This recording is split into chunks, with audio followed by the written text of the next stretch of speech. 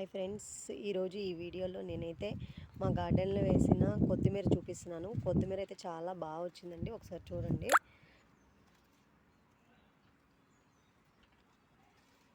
Just 10 డేస్కి విత్తనాలు మొలకెత్తాయండి. ఆ తర్వాత 20 డేస్కి అయితే ఇలా ఉంది.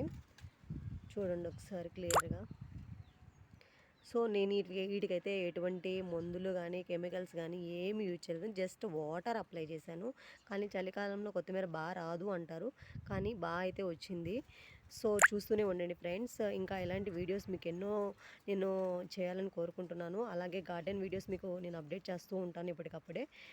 ఈ వీడియో మీకు నచ్చినట్లయితే లైక్ చేయండి, షేర్ చేయండి, అలాగే సబ్స్క్రైబ్ చేయండి, అలాగే బెల్ ఐకాన్ కూడా యాక్టివేట్ చేయండి. మీ లైక్ నాకు చాలా విలువైంది ఫ్రెండ్స్. ప్లీజ్ లైక్ చేయండి ఫ్రెండ్స్.